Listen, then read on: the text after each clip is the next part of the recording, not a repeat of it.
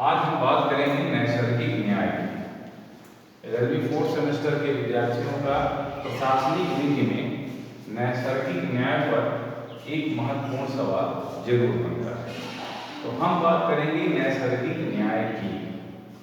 नैसर्गिक न्याय की पद्धति या इसका विकास में अगर हम बात करें तो शुरू से ही जब से विधिक व्यवस्था लागू हुई है समाज में, नैसर्गिक न्याय को भी प्राथमिकता दी जा रही है।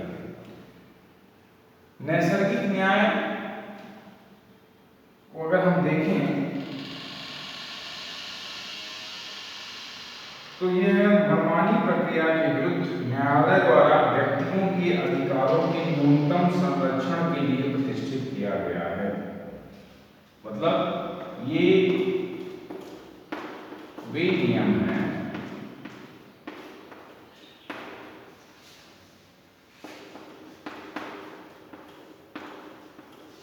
जो मनमानी प्रक्रिया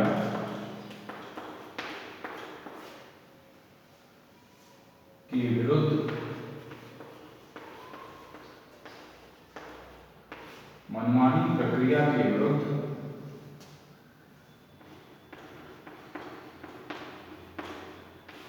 न्यायालय द्वारा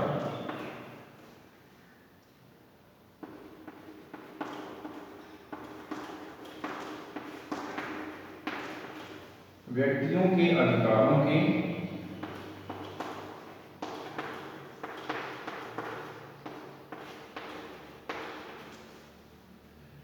न्यूनतम संरक्षण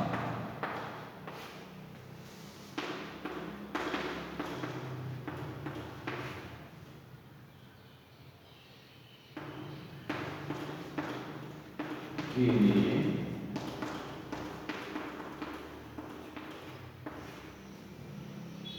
प्रतिष्ठित किए गए हैं।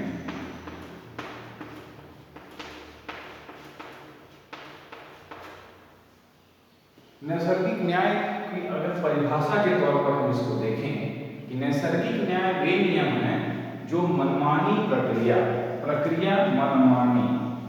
अब ये मनमानी प्रक्रिया किसी के भी द्वारा हो सकती है, राज्य के द्वारा हो सकती है या किसी संस्था के द्वारा हो सकती है। और यह मनमानी प्रक्रिया जो व्यक्ति हैं, जो राज्य के नागरिक हैं, उनके अधिकारों के विरुद्ध हो सकती है।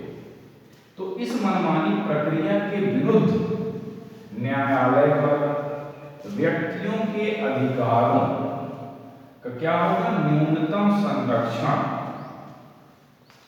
प्रक्रिया कैसी होगी? मनमानी प्रक्रिया होगी और उसका संरक्षण इस मनमानी प्रक्रिया के विरुद्ध कहां पर हम चैलेंज कर सकते हैं? न्यायालय में। और कौन कर सकता है? व्यक्ति कर सकते हैं। किसके लिए? अपने अधिकारों के या न्यूनतम संरक्षण के लिए। व्यक्तियों के न्यूनतम अधिकारों के संरक्षण के लिए न्यायालय द्वारा जिस प्रक्रिया का पालन किया जाता है वह नैसर्गिक न्याय कही जाती है। इस परिभाषा से हम थोड़ा बहुत नैसर्गिक न्याय को समझने का प्रयास कर सकते हैं। यद्यपि हम ये नहीं कहते हैं कि यही एक परिभाषा ऐसी है जो नैसर्गिक न्याय को पूरी सटीक तरीके से बता सकती है। लेकिन अब इसके दो स्तंभों को हम बात कर लें कि नैसर्गिक न्याय के जो दो स्तंभ हैं वो कौन से हैं।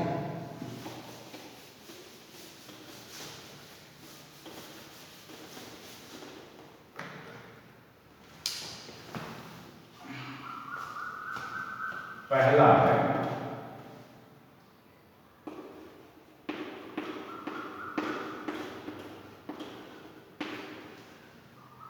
दूसरे पक्षकार को सुनो।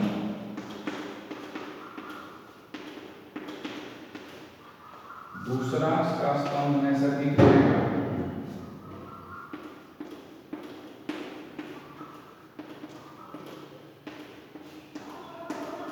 अपने मामले में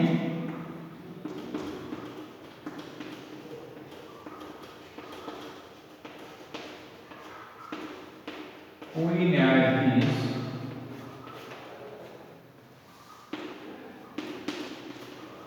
नहीं हो सकता है। ये दो मूल सिद्धांत हैं नैसर्गिक न्याय के। पहला सिद्धांत है कि दूसरे पक्षकार को सुनो, अर्थात न्यायिक प्रक्रिया में जब तक आप दूसरे पक्षकार को नहीं सुनेंगे तब तक न्याय की पूर्ति नहीं मानी जाएगी। अगर दो पक्षकार हैं तो दोनों के पक्ष को सुन करके ही निर्णय देना चाहिए, ये पहला सिद्धांत है। दूसरा कहता है कि अपने मामले में कोई न्यायाधीश नहीं हो सकता है। अगर कोई मामला स्वयं का हो, वह उसमें पक्षकार हो, तो वह स्वयं ही अपने मामले में न्यायाधीश नहीं हो सकता है। या उसका कोई हित हो, जो भी व्यक्ति न्याय कर रहा हो, अगर उस मामले में उसका किसी प्रकार का कोई हित अगर है तो वह उस मामले में शामिल नहीं हो सकता है, वह उसमें न्यायाधीश की भूमिका नहीं निभा सकता है। यह नैसर्गिक न्याय का जो मूल सिद्धांत है, यह यही दोनों सिद्धांतों पर आधारित है कि दूसरे पक्ष को भी सुना जाना चाहिए, मतलब एक पक्षीय निर्णय से बचना चाहिए, और दूसरा है कि कोई भी व्यक्ति अपने ही मामले में न्यायाधीश नहीं हो सकता है। अब हम जो है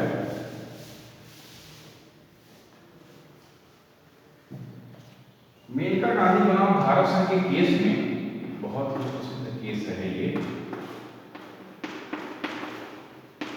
मेनका गांधी बनाम भारत संघ।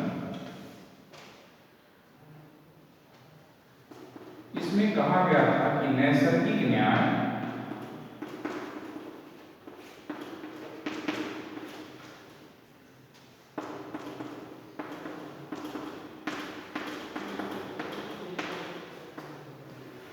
एक मानवतावादी सिद्धांत है,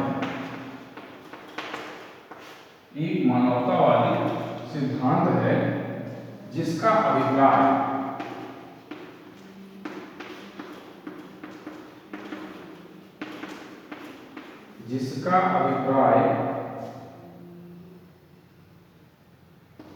विधि में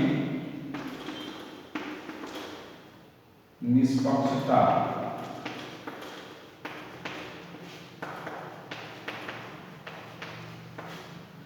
निहित करना है। मेनका गांधी के केस में कहा गया कि नैसर्गिक न्याय एक मानवतावादी सिद्धांत है जिसका अभिप्राय विधि में निष्पक्षता निहित करना है। अगर हम परिभाषा के तौर पर देखें नैसर्गिक न्याय की, तो इस केस में भी सर्वोच्च न्यायालय ने इसको एक परिभाषित तौर पर करने का प्रयास किया है कि यह कैसा सिद्धांत है, एक मानवतावादी सिद्धांत है। मानवतावादी, यहाँ पर मानव मूल्यों की रक्षा हो रही है, इसलिए नैसर्गिक न्याय को मानवतावादी सिद्धांत कहा जा रहा है। और दूसरा काम क्या कर रहा है, यह विधि में निष्पक्षता। विधि क्या है, किसी के प्रति भी पक्षपात का पालन नहीं करती है, वह निष्पक्ष होती है।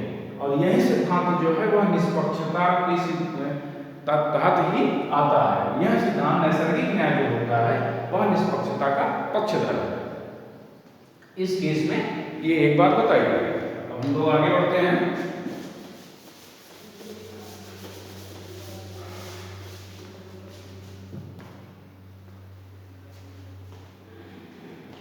अब इसका हम उद्देश्य देखते हैं, नैसर्गिक न्याय का उद्देश्य क्या है।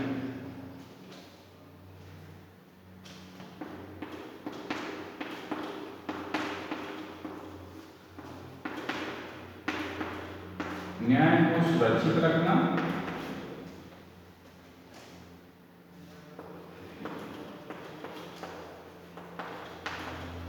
तथा अन्याय को रोकना,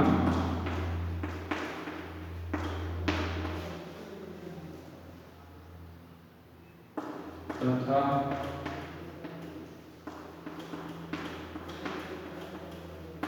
राज्यों की मनमानी कृत्यों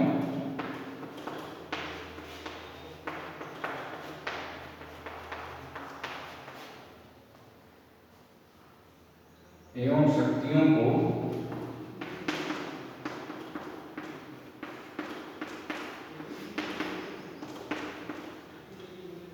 नियंत्रित करना।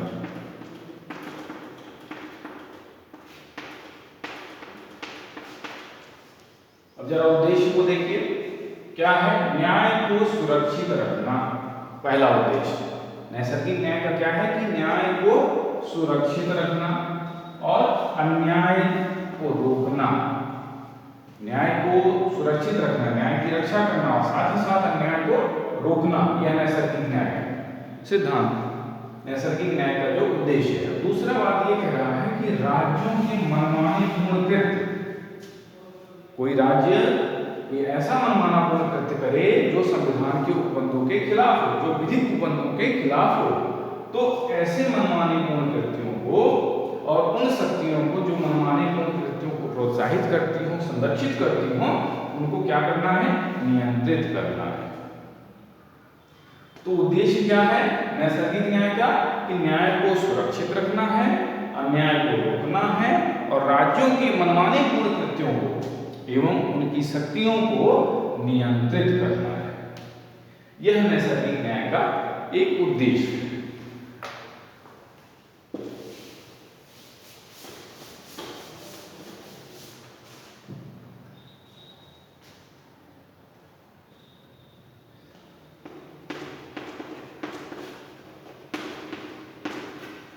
न्यायाधीश कृष्णा अय्यर, न्यायाधीश कृष्णा अय्यर ने अपने वक्तव्य में कहा है कि नैसर्गिक न्याय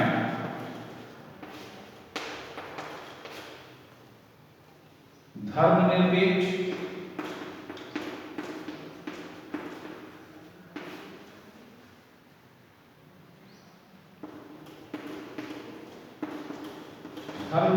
जीवन का सर्वव्यापी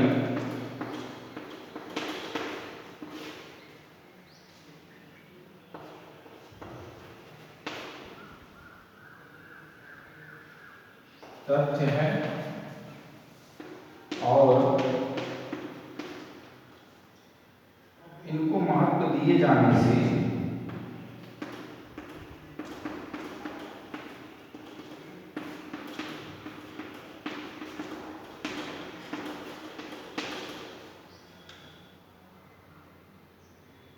विधायिका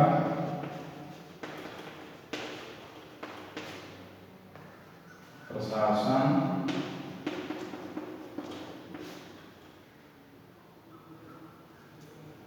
तथा निर्णय को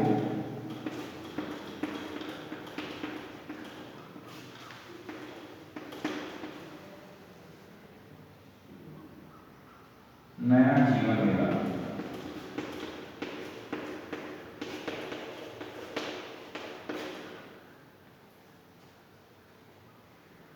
जिससे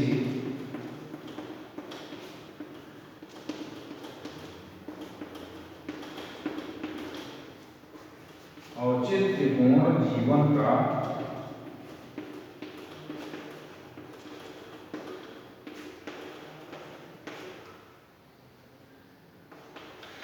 पथ बन। न्यायाधीश कृष्णा अय्यर ने नैसर्गिक न्याय के बारे में बताते हुए कहा है कि नैसर्गिक न्याय धर्मनिरपेक्ष जीवन का सर्वव्यापी तथ्य है। कैसे? धर्मनिरपेक्ष जीवन का सर्वव्यापी तथ्य है और इनको महत्व दिए जाने से, यानी नैसर्गिक न्याय को महत्व दिए जाने से क्या क्या हुआ है कि जो विधायिका है, जो प्रशासन है, जो निर्णय है, उनको एक नया जीवन मिला है, जिससे औचित्यपूर्ण जीवन नागरिकों को उनका पथ बन सका है। औचित्यपूर्ण जीवन का पथ बन सका है। कौन पथ बन सका है? नैसर्गिक न्याय। नैसर्गिक न्याय का सिद्धांत विधायिका के लिए, प्रशासन के लिए एक निर्णय का नया आधार बन सका है, जिसकी वजह से औचित्यपूर्ण जीवन का एक मार्ग बन सका है, पथ बन सका है। आगे बढ़ते हैं हम लोग।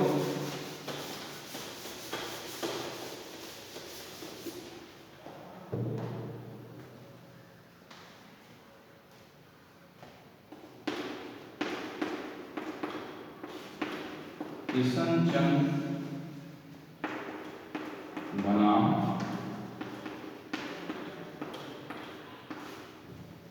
Commissioner of police Calcutta AIR 1961 supreme court 705।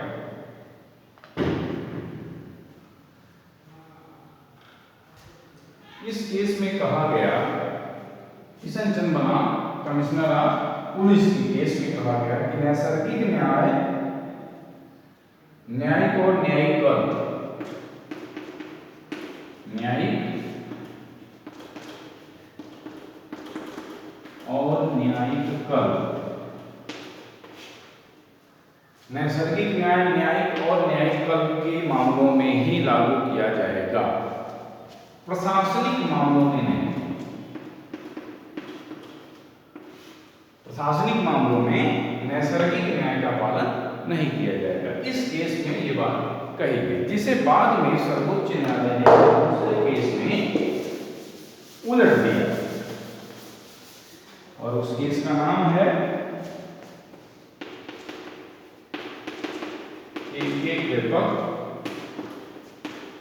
बनाम भारत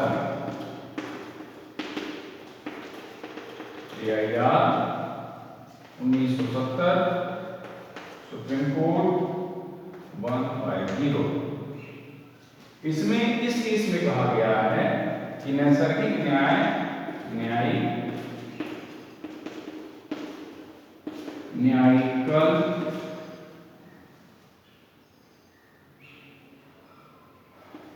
और प्रशासनिक कार्यों नैसर्गिक न्याय न केवल न्यायिक और न्यायिक कल में ही लागू होगा बल्कि वह प्रशासनिक कार्यों पर भी लागू होगा। नैसर्गिक न्याय का सिद्धांत जो होगा वह न्यायिक न्यायिक कल और प्रशासनिक कार्य तीनों पर लागू होगा। एकीकृत बनाम भारत संघ के केस में इस बात को धारित कर दिया गया। अब हम लोग आगे बढ़ते हैं। नैसर्गिक न्याय के विरुद्ध जो निर्णय लिया जाता है उसका प्रभाव शून्य होता है। अगर नैसर्गिक न्याय का उल्लंघन करके कोई निर्णय लिया जाएगा तो उसका प्रभाव शून्य होता है। अब जरा अपवादों को देखें। अपवाद पहला,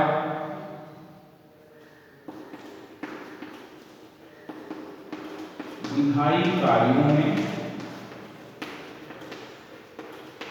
अपवर्जन। पहला अपवाद है नैसर्गिक न्याय का विधायी कार्यों में अपवर्जन। जहां प्रशासनिक कार्य विधायी कार्य के रूप में चित्रित किए गए हैं वहां नैसर्गिक न्याय के नियम लागू नहीं होंगे। अगर कोई प्रशासनिक कार्य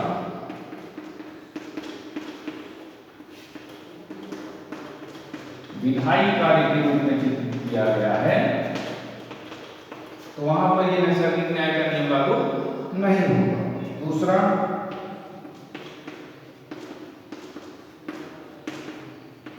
आपातकालीन स्थिति में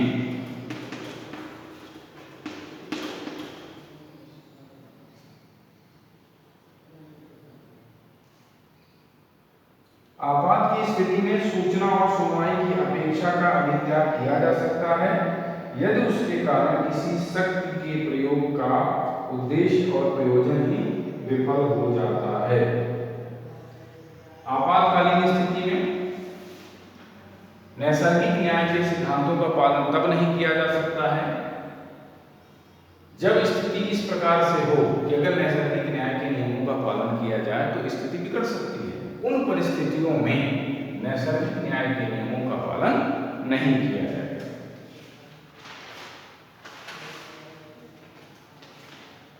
तीसरा है जनहित में अपवर्जन।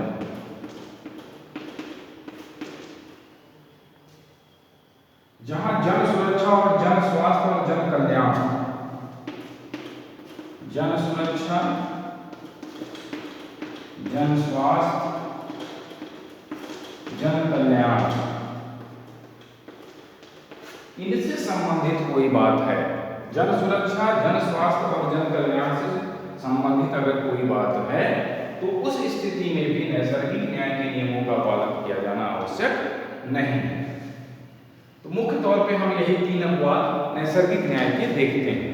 सामान्यतः यह मान के चलिए कि नैसर्गिक न्याय के नियमों का पालन समस्त वादों में, समस्त परिस्थितियों में किया जाएगा। ये हमारा नैसर्गिक न्याय से संबंधित जो टॉपिक है उस पर इतनी बात है।